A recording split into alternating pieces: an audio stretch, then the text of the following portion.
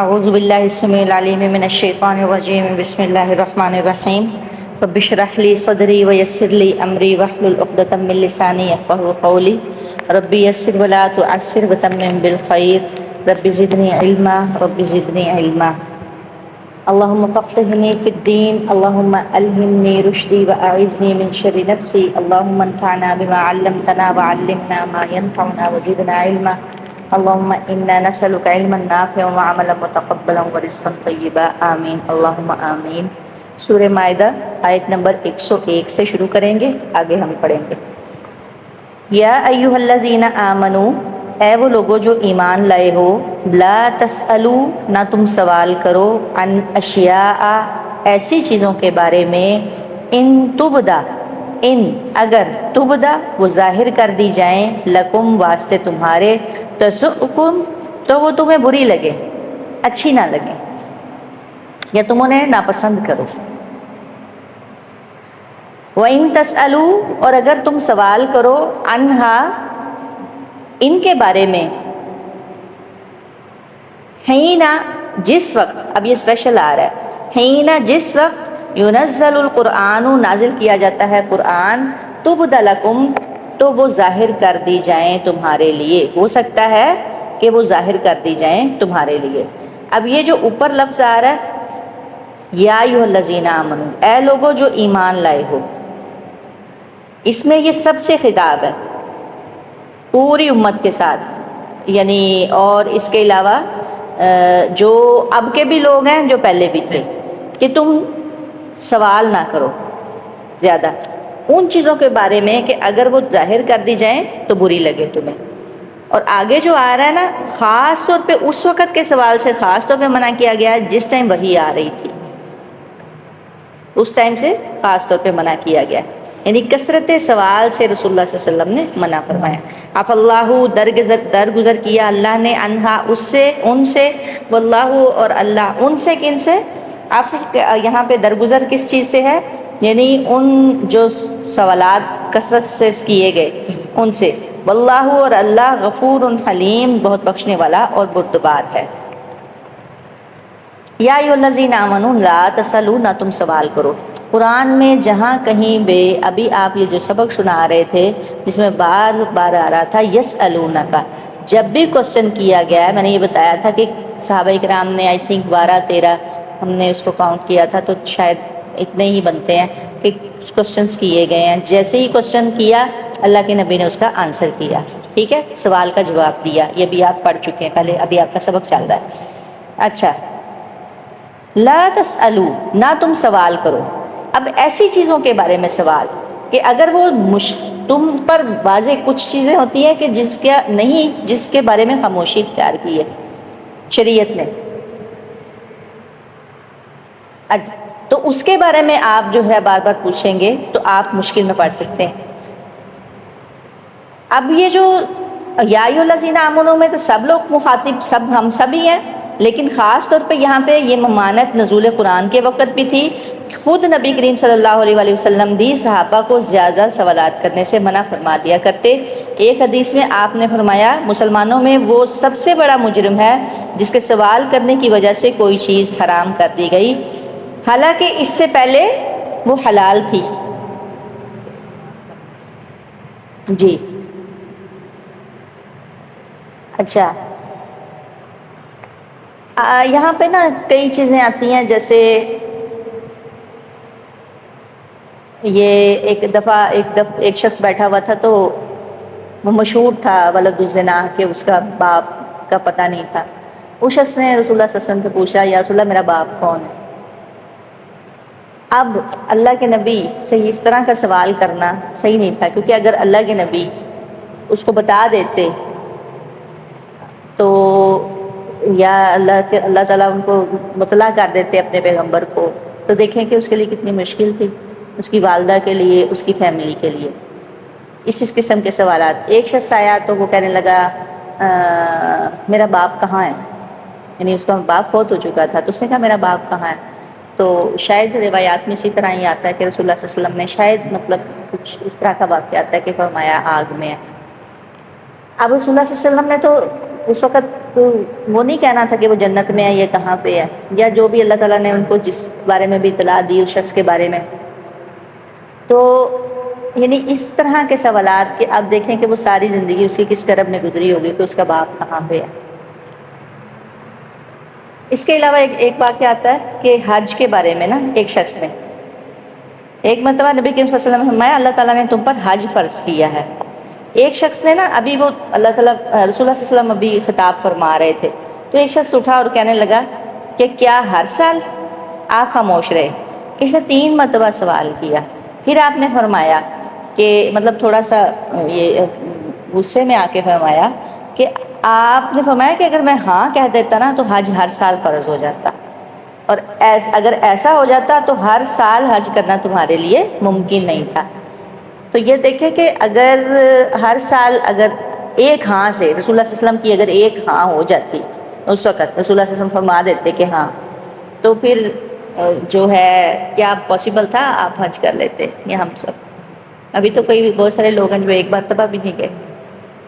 کتنی دنیا 2 ارب کے 1.5-2 ارب کے قریب مسلمان ہیں، سب بیت اللہ نہیں پہنچ سکتے تھے. ہر کام میں حکمت ہوتی ہے، اس لیے زندگی میں لائف میں ایک مرتبہ حج فرض ہے. رسول اللہ صلی اللہ علیہ وسلم نے بھی ایک مرتبہ ہی حج کیا. اس طرح کے کچھ کوسچنز کرتے تو اس سے رسول اللہ صلی اللہ علیہ وسلم نے منع فرمایا. اب دیکھیں کئی لوگ نا مطلب ایسی خام خواہ کے کوسچنز کرتے رہتے ہیں. جیسے ایک اب بال اتارنے کا مسئلہ ہے، میں مطلب اگر خواتین کی بات کروں تو 3 حکم آئے ہیں. ایک تو بال جو ہیں ان کو ختم کرنا ہے، آیا ہے جیسے انڈر آرمس اور انڈر لیگس وغیرہ، اور ایک آیا کہ فیس کے جو بال آپ نے نا اس کے بھووں کے اور فیس کے بال جو ہے وہ نہیں آپ نے اکھاڑنے. وہ اس صورت میں ہے جب زیادہ ہو، جیسے کئی خواتین کے اپر لپس میں زیادہ بال ہوتے ہیں اور یہاں پہ بھی ہمارے پاس سامنے اس طرح کے کیسز ہوتے ہیں، وہ الگ سے. اس کے علاوہ بھی اور اچھا تو کئی لوگ اس قسم کے کوسچنز کرتے ہیں کہ پھر کیا ٹانگوں کے بال بھی یا بازو؟ اس میں نا شریعت نے خاموشی اختیار کی ہوئی ہے، کیونکہ آپ کو پتہ ہے کئی لوگوں کو ضرورت نہیں ہوتی بال اتارنے کی بازوؤں پہ سے، لیکن کئی لوگوں کے بال، عورتوں کی بات کر رہی ہیں خواتین کی، کہ کئیوں کے بال بہت زیادہ ہوتے ہیں، تو اس میں خاموشی ہے. تو اگر اللہ تعالیٰ نے کہیں پر خاموشی اختیار کی ہے تو اس کا مطلب ہے کہ جو ہے وہ اب اللہ عنہا درگزر گیا اللہ نے ان سے، اللہ نے وہاں پہ ایک آپ کو رخصت دے دی ہے یا جس طرح بھی ہے یا خاموشی اختیار کی ہے، تو اس میں زیادہ کوسچنز کرنے کی ضرورت نہیں ہے. جو اگر جس کو کسی کو ضرورت ہے تو وہ اپنے بال اتار لے، لیگس کے ہیں، آرمس کے ہیں بال، یعنی کئی لوگوں کو ضرورت ہوتی ہے کہ وہ بال اپنے ویکس وغیرہ کرنے کی ضرورت پڑتی ہے ان کو. جی تو اس لیے کیونکہ آپ کو پتہ ہے کہ نہیں پسند کرتے کئی مرد حضرات ان چیزوں میں خاموشی ہے. بہت ساری چیزوں میں خاموشی اختیار کی گئی ہے. اس قسم کے کوسچنز کرنا عام طور پہ بھی، یہ تو ایک دین کی بات ہو رہی ہے نا، کہ زیادہ سوال نہیں کرنے. عام طور پہ بھی لوگوں کو میں نے دیکھا ہے کہ عام طور پہ بھی لوگ ایک دوسرے سے بھی فضول قسم کے کوسچنز کر رہے ہوتے ہیں. مطلب اب جو ان کے فیملی میٹرز ہوتے ہیں ان کے بارے میں، ان کے اباؤٹ بھی کوسچنز کر رہے ہوتے ہیں. مطلب ایسے نہیں ہونا چاہیے. آپ کسی کے ہاں اگر آپ مطلب کوئی زیادہ مشکل آپ دیکھ رہے ہیں یا تب تو آپ کر لیں، لیکن ادروائز کسی سے اس طرح خام خواہ کے بھی سوال نہیں کرنے چاہیے. تو یہ خاص طور پہ زیادہ تر عورتوں کی، کیونکہ وہ تو اکثر عورتیں فری ہوتی ہیں، مرد تو کام کاج پہ ہوتے ہیں، وہ اس قسم کے. یہ تو دین سے ہٹ کے میں ایک الگ سے بات کر رہی ہوں. اس طرح بھی نہیں کسی سے پوچھنا چاہیے. آپ کسی اس کے گھر کے بارے میں پوچھ رہے ہیں یا اسے فضول قسم کے کوسچنز نہیں کرنے چاہیے. ہو سکتا ہے اگلا بندہ نہ بتانا چاہ رہا ہو آپ کو اپنے گھر کی بات. ہاں جی تو یہ چیزیں اخلاقی، یہ جو بیماریاں ہوتی ہیں یہ اخلاقاً نہیں ہونی چاہیے. ایک عام مطلب مسلمان مومن میں یہ چیزیں نہیں ہونی چاہیے. تو اور یہ دین کی بات آ گئی تو وہ تو بہت اہم مسئلہ ہے. تو میں نے پہلے بتایا کہ یسالونکا میں آپ دیکھیں کہ جہاں پہ صحابہ کرام نے کوسچن کیا اس کا آنسر آیا. تو یہاں پہ جو کیا ہے تو یہ اتنا تھا مشکل، بلکہ ایک جگہ پہ رسول اللہ صلی اللہ علیہ وسلم فرماتے ہیں کہ آپ نے فرمایا کہ مسلمانوں میں وہ سب سے بڑا مجرم ہے جس کے سوال کرنے کی وجہ سے کوئی چیز حرام کر دی گئی، جس کے سوال کرنے کی وجہ سے، حالانکہ اس سے پہلے وہ حلال تھی، کوئی ایسی چیز جو حرام کر دی گئی حالانکہ وہ حلال تھی۔ تو اس طرح نہیں ہونا چاہیے۔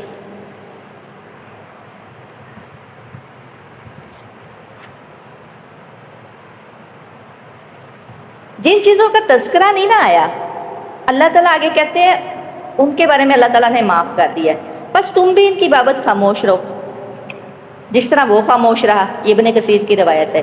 تمہیں جن چیزوں کی بابت نہیں بتایا گیا تم مجھ سے ان کے بارے میں سوال مت کرو، اس لیے کہ تم سے پہلی امتوں کی ہلاکت کا سبب ان کا کثرت سوال اور اپنے انبیاء سے اختلاف بھی تھا۔ یہ ان چیزوں سے یعنی منع فرمایا گیا۔ آگے اللہ تعالیٰ کہہ رہے ہیں واللہ غفور حلیم، اور اللہ بہت بخشنے والا اور بردبار ہے، یعنی جن چیزوں میں خاموشی ہے وہ آپ کر لیں یا نہ کریں اپنی ضرورت کے مطابق۔ قد سألہا، تحقیق سوال کیا تھا ان کے بارے میں، یعنی جو غیر ضروری قسم کے سوالات تھے، قوم، ایک قوم نے، من قبلکم، تم سے پہلے، ثم پھر اصبحوا، وہ ہو گئے، بہا، ان کا، کافرین، انکار کرنے والے۔ یہ اشارہ کس کی طرف جا رہا ہے؟ قوم موسیٰ کی طرف۔ کیا یاد ہوگا آپ کو گائے کا واقعہ؟ اگر وہ گائے کو جب آرڈر آیا تھا، جب حکم آیا تھا تو تبھی ذبح کر لیتے تو ہو جانا تھا کام جو اللہ تعالیٰ نے کہا تھا، لیکن اس کے بعد انہوں نے سوال پہ سوال کرنا شروع کر دیا، کبھی رنگ کا پوچھ رہے ہیں، کبھی بوڑھی ہے، بچی ہے، کیسی ہے، یا ایک مرتبہ پوچھ رہے تھے، جو بھی وہ ذبح کر دیتے نا ہو جانا تھا، لیکن پھر جا کے آخر میں جا کے انہوں نے کہا کہ یعنی وہ اصل میں وہ کرنا نہیں چاہ رہے تھے۔ اللہ تعالیٰ کہہ رہے ہیں کہ وہ ایسے کرنے والے نہیں تھے۔ کبھی کبھی سوالات کی کثرت یہ بھی ہو جاتی ہے کہ کوئی کام ہم کرنا نہیں اصل میں چاہ رہے ہوتے، اس وجہ سے بار بار پوچھ رہے ہوتے ہیں، تو اس لیے یہ اس قوم کی طرف اشارہ ہے۔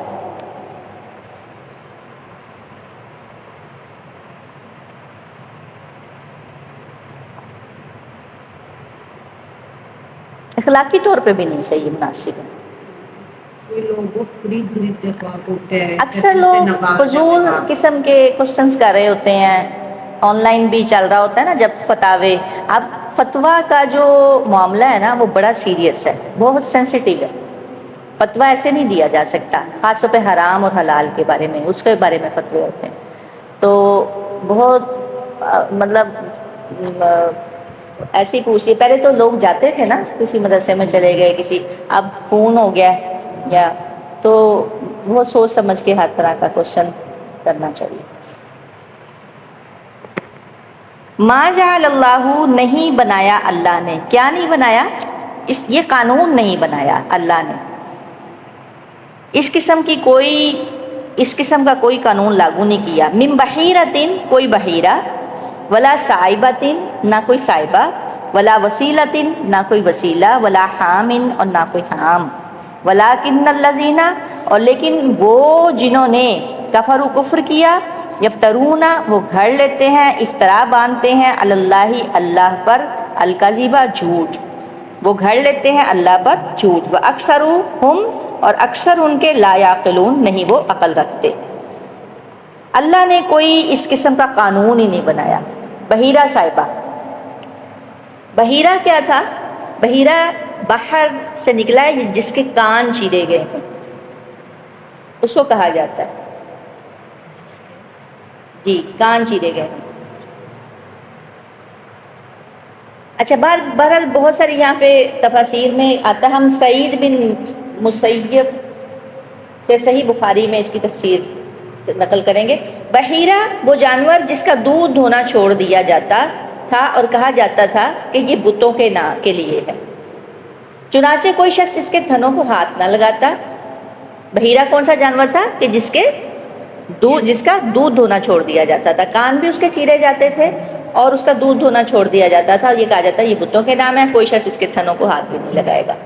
صائبہ وہ جانور تھا جسے وہ بتوں کے لیے آزاد چھوڑ دیتے، اسے نہ سواری کے لیے استعمال کرتے، نہ بار برداری کے لیے، یعنی اس پر وزن بھی نہیں لے کے جاتے۔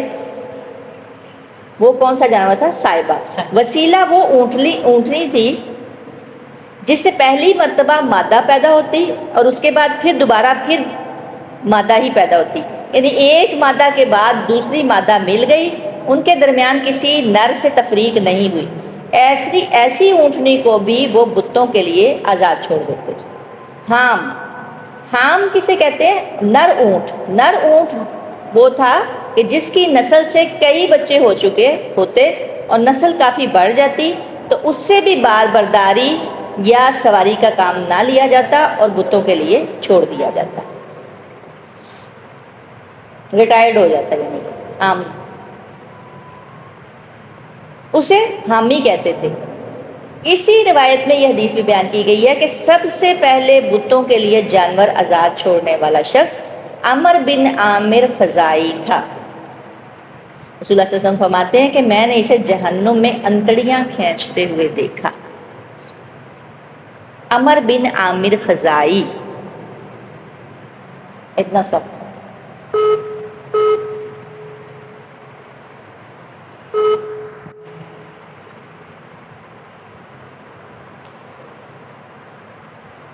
اس میں اب کیا قانون کیا بنایا ہوا تھا کہ وہ اس میں کیا کہا گیا کہ اللہ تعالیٰ نے ان جانوروں کو اس طرح مشروع نہیں کیا، ایسا کوئی قانون نہیں بنایا، کیونکہ اس نے تو نظر و نیاز صرف اپنے لیے خاص کر رکھی ہے۔ بتوں کے لیے یہ نظر و نیاز کے طریقے مشرکوں نے ایجاد کیے ہیں، اور بتوں اور معبودان باطل کے نام پر چھوڑنے اور نظر و نیاز پیش کرنے کا یہ سلسلہ آج بھی مشرکوں میں بلکہ بہت سے نام نہاد مسلمانوں میں بھی جاری ہے، قائم مطلب جاری ہے۔ کیسے؟ آپ 11ویں کے نام کا دودھ چھوڑ دیا جاتا ہے، 11ویں ہے یا 12ویں ہے؟ 11ویں ہے جی، اور یہ منسوب کیا جاتا ہے شیخ عبد القادر جیلانی رحمہ اللہ کی طرف منسوب کیا جاتا ہے کہ ان کے لیے یہ کیا جاتا ہے 11ویں والے پیر، اور دودھ وہ نہیں دیا جاتا، وہ بانٹ دیا جاتا ہے۔ اچھا، اس کے علاوہ اور بھی کئی چیزیں نظر و نیاز یا بچے درباروں پہ چھوڑ دیے جاتے ہیں، منتیں مانگی ہوتی کہ ہم فلاں دربار پہ اپنا یہ جی، ان کا نام بھی بلکہ کچھ ہوتے ہیں اسپیشل قسم کے، کچھ بچوں کے سر کے اوپر وہ سر کے اوپر نا وہ کیپنگ کر دیتے ہیں، اور وہ کیپنگ کرنے کی وجہ سے ان کے سر بڑے نہیں ہوتے، اور پھر ان کو کوئی اور نام دے کے کہ یہ فلاں کے ہاں جی، اس طرح کچھ نام دے کے تو اس کو وہ وہاں پہ ان کو چھوڑ دیا جاتا ہے کہ یہ ان کے لیے مخصوص ہیں، اب یہ ان کی خدمت کریں گے، اور وہ پھر لگتا ہے کہ جیسے واقعی یہ کوئی، تو آپ دیکھیں کہ جب آپ کسی چیز پہ کیپنگ کر رہے ہیں اور وہ بڑی نہیں رہی چیز، تو وہ پھر دیکھنے والا اس کو عجیب سا لگے گا، حالانکہ وہ ایک خاص طریقے کے تحت کیا جاتا ہے جی، وہ الگ سے ان کی فیسز بھی اور وہ الگ سے ان کی لگ رہی ہوتی، لک الگ سے آ رہی ہوتی ہے۔ یہ آج بھی چیزیں چل رہی ہیں اور بھی ہوں گی کافی اس طرح، تو یہ چیزیں آج بھی ہیں۔ اس چیزوں سے اللہ تعالیٰ نے کہا ایسا کوئی قانون نہیں ہے۔ یہ ان کا مقصد کیا یہاں پہ بیان کرنے کا سورہ مائدہ میں؟ کیونکہ یہ مشرکوں میں عام تھا، کیونکہ یہ پہلے سے چلتا آ رہا تھا، اور یہ اللہ کے نبی نے اس کا نام بھی بتایا کہ یہ شخص جس نے سب سے پہلے کام کیا وہ عمر بن خزائی تھا، اور وہ جہنم میں اللہ کے نبی نے اسے انتڑیاں کھینچتے ہوئے دیکھا۔ کوئی بھی ایسی آپ رسم دیکھیں، کوئی بھی چیز دیکھیں، ہم نے زیادہ اس لیے عام ہے کہ ہمیں زیادہ بلکہ پتہ ہے، کیونکہ ہم لوگ ان کے ساتھ رہے ہوئے ہیں، ہمارے باپ دادا ساتھ رہے ہوئے ہیں، تو اس لیے آج کے بچوں کو شاید ان چیزوں کا نام پتہ ہو نہیں۔ عمر بن عامر خزائی۔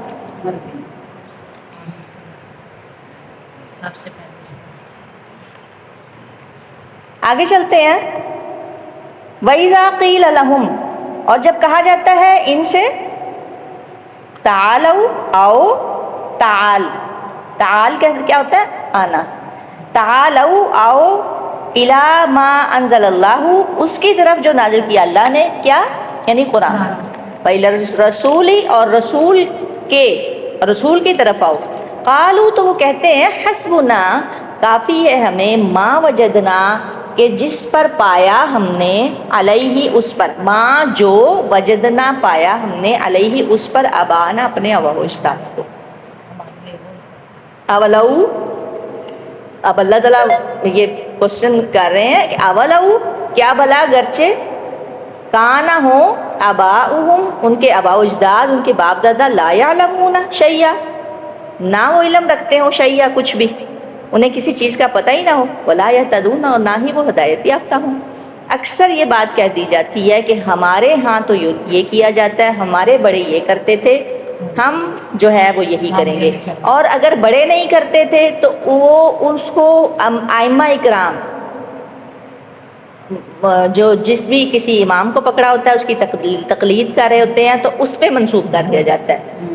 حالانکہ تقریباً ائمہ اکرام نے یہ بات کہی ہوئی ہے جتنے بھی ہیں مشہور، کہ ہمارا جو قول ہے اگر آپ کو دیکھے کہ آپ مخالفت ہو رہی ہے، اختلاف ہو رہا ہے قرآن اور سنت سے، تو ہمارا قول جو اب دیوار پہ دے مارے.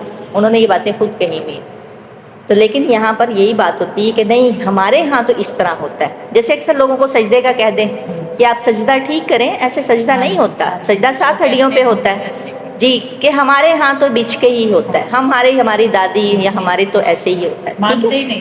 جی تو قالو کہتے کہ کافی ہے ہمیں جو اس پر ہم نے پایا اپنے آبا و اجداد کو. اللہ کہہ رہے ہیں تمہارے آبا و اجداد کو چاہے پتہ ہی نہ ہو. پتہ ہی نہیں. آپ دیکھیں کہ بہت سارے ہمارے پیچھے چلے جائیں تھوڑا سا، کہ بہت سارے لوگ نہیں بھی پڑھے لکھے تھے، کئی دادا دادی نانا نانی یا کوئی بہت سارے لوگ پڑھے لکھے نہیں بھی تھے، ترجمہ نہیں پڑھے ہوئے تھے یہ بہت سارے، تو کئی پڑھے لکھے بھی خاندان تھے. لیکن بہرحال اگر اللہ کہہ رہے ہیں اگرچہ کہ انہیں پتہ بھی نہ ہو پھر بھی تم وہی کام کرو گے، تو یہ نئی چیزیں ہونی چاہیے. یہ کامن ہے بالکل. یا ایھا الذین آمنو اے وہ لوگو جو ایمان لائے ہو، جو ایمان لائے ہو، علیکم لازم ہے تم پر، انفسکم بچانا اپنی جانوں کو. یا ایھا الذین آمنو علیکم انفسکم، نہ ایمان والو اپنی فکر کرو، اپنی جانوں کی فکر کرو. ٹھیک ہے، اگر لفظی ترجمہ کریں علیکم ہے تم پر، انفسکم اپنی جانوں کو بچانا، اس کو بریکٹ میں آ جائے گا، اپنی جانوں کی فکر کرو. لا یضرکم نہیں نقصان پہنچائے گا تمہیں، من ضل جو کوئی بھٹک گیا، اذا اہتدیتم جب ہدایت پا چکے تم. کیا مطلب ہے اس کا؟ اس کے بارے میں صحابہ کرام بھی جو ہے نا ڈاؤٹ میں ہو گئے تھے. یہ آج کی بات نہیں ہے، یہ پہلے بھی اس میں یہ والی جو آیت آتی ہے نا، بعض لوگ سمجھتے ہیں کہ یہ اس لیے آ رہی ہے کہ آپ کسی کو کوئی جو کرتا ہے اس کو کرنے دو، دنیا جو کرتی کرنے دو، آپ اپنا راستہ سیدھا رکھو، آپ جنت میں چلے جاؤ، باقی جائیں بھاڑ میں، چاہے وہ آگ میں جلیں، چاہے جہاں مرضی جائیں، آپ لوگوں کو پرواہ نہیں ہونی چاہیے. ٹھیک ہے، آپ کو کیا کسی سے لگے، آپ کون ہوتے ہیں کسی کے معاملے میں مداخلت کرنے والے؟ یہ بات نہیں ہے. اس کا مقصد اس مسئلے کے بارے میں حضرت ابو بکر صدیق رضی اللہ تعالیٰ عنہ نے بھی خطبہ دیا تھا.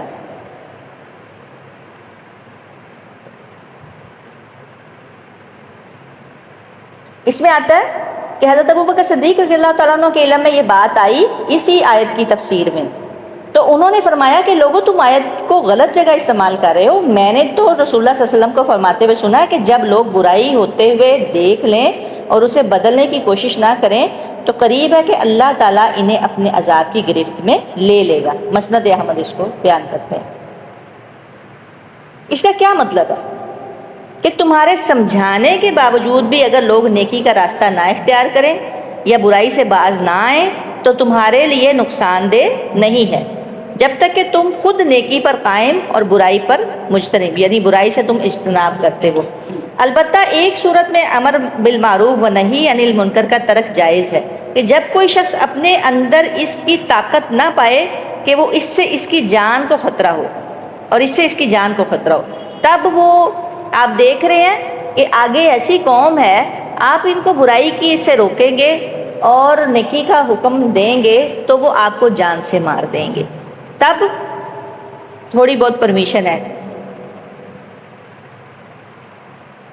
تو اس میں آتا ہے کہ فَإِن لَمْ يَسْتَطِعْ فَبِقَلْبِهِ وَذَلِكَ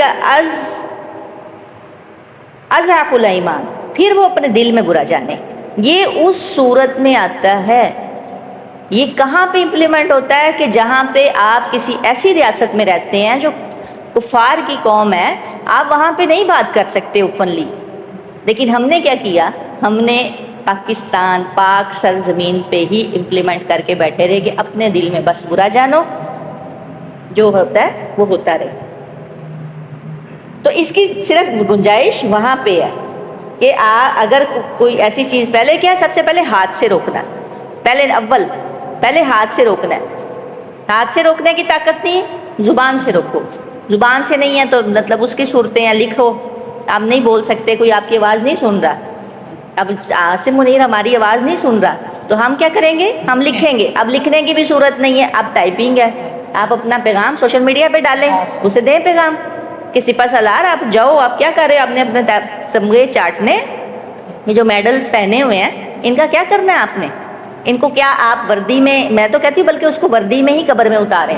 اگر وہ نہیں بات کرتا، اگر وہ نہیں لڑتا، اگر اپنی فوج کو ایکٹیو نہیں کرتا، اگر نہیں اترتا بیت المقدس میں، اگر اس کی فوج بیت المقدس کے لیے نہیں بنی تو اس کو پھر اسی وردی کے ساتھ دفن کر دینا چاہیے.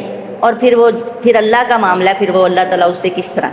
اتنے بچے قتل ہونے میں، یہ صبح دوپہر شام ناشتے میں، لنچ میں، ڈنر میں، یہ اتنے بچوں کے خون پیتے ہیں. یہ لوگ دیکھتے ہیں، کیا ان تک سوشل میڈیا نہیں پہنچتا؟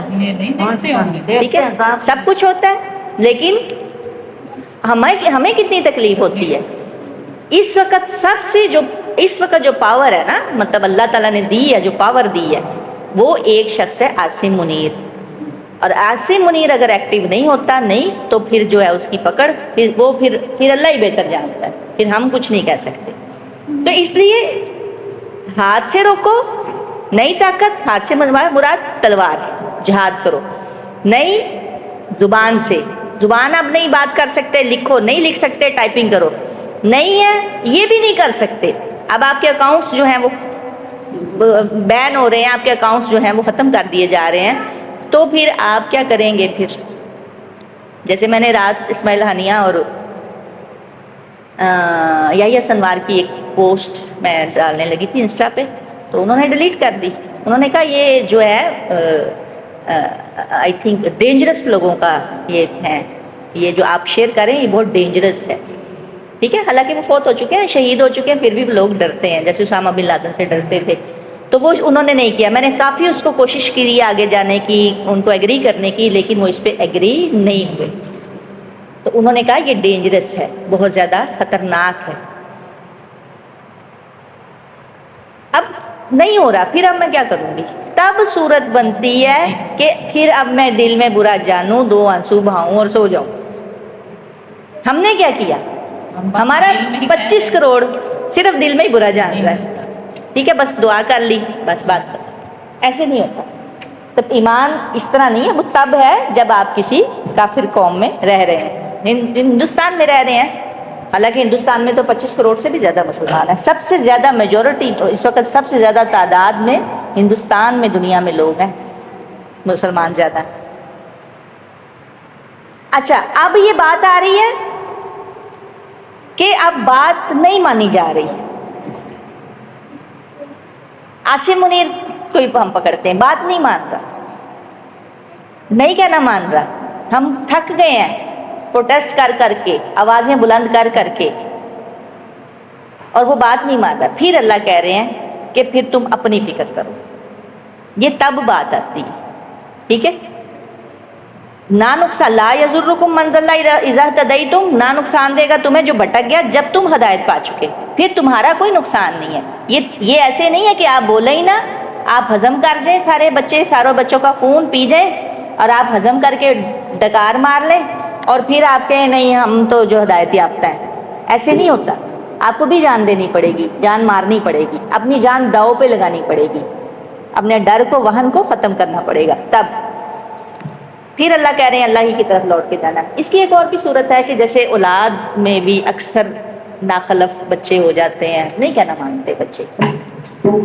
ماں باپ تو بہت اچھے ہیں لیکن بچے کہنا نہیں مان رہے، اور پھر یہ تانا پڑ جاتا ہے کہ آپ تو بڑے حاجی پرہیزگار ہیں تو آپ کے بچے کیا کر رہے ہیں.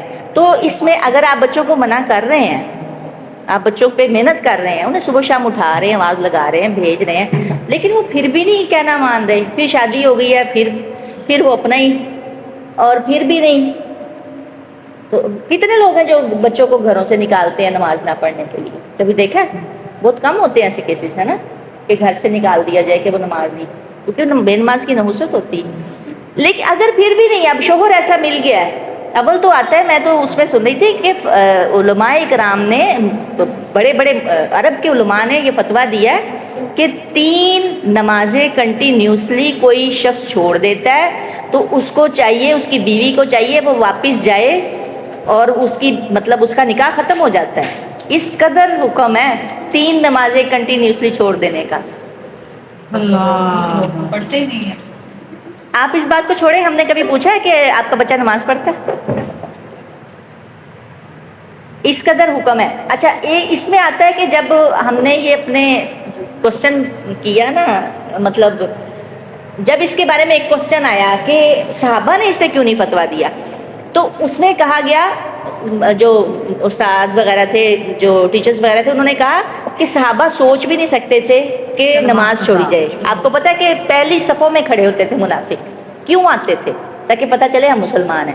یعنی مسلمان اور کافر میں فرق کرنے والی کیا چیز ہے؟ نماز. اب مسئلہ یہ ہے، عورت کو خاوند بھی نہیں نماز پڑھ رہا اور گھر والے بھی ایکسیپٹ نہیں کر رہے اور وہ چھوڑ بھی نہیں رہے، اب وہ کیا کرے؟ پھر آ جا کے تب یہ جا کے یہ آیت اس لیول پہ آ کے کہ اب کوئی بھی چارہ نہیں بن رہا، پھر یا ایھا الذین آمنوا علیکم انفسکم، تم اپنی اب فکر کرو، اپنے آپ کو بچاؤ، ٹھیک ہے؟ اپنی جو ہے نا وہ جان بچاؤ. اس کو ہم یہاں سے بھی دیکھتے ہیں تھوڑا سا، ٹائم زیادہ ہو رہا ہے آپ لوگوں کا.